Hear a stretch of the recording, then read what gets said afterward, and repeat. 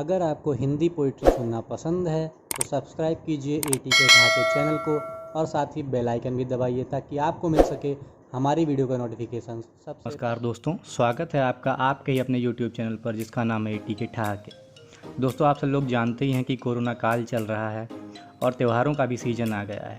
सामान्य दिनों में तो हम लोग इस समय घूमने के लिए निकलते हैं अपने दोस्तों के यहाँ, अपने रिश्तेदारों के यहाँ, लेकिन कोरोना की वजह से जो बाधाएं आई हैं उसी में मैंने हास्य तलाशने का प्रयास किया है और यह हास्य कविता लिखी है।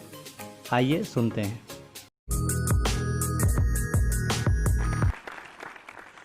कोरोना जब से है आया, कोरोना जब से है आया, भारत के खोचे में फंसा दिया है इसने सबको नए नए लोचे में।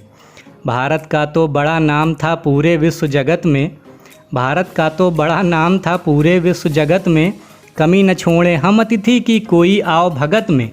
पर कोविड ने फैलाई यह कैसी महाप्रलय है। रिश्तेदार ना आ जाएं बस इसी बात का भय है।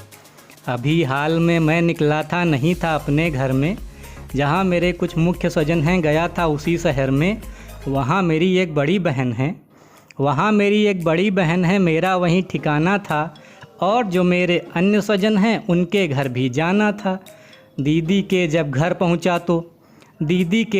पहुंचा तो मुझे द्वार पर रोक दिया। छूने को जो पैर झुका तो मुझे बीच में टोक दिया।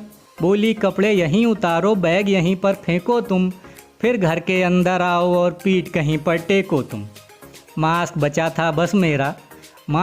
था बस मेरा और बदन पे केवल कच्छा था।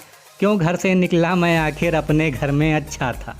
जैसे तैसे घर आया और पीठ टिकाई सोफे पे, इतने में जीजा गुर्राए, बोले पुत्र खोते दे।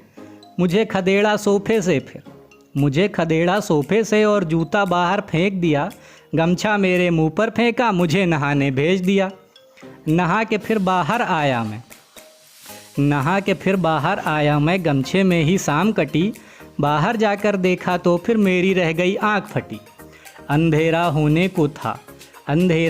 को था और सन्नाटा गहराता था।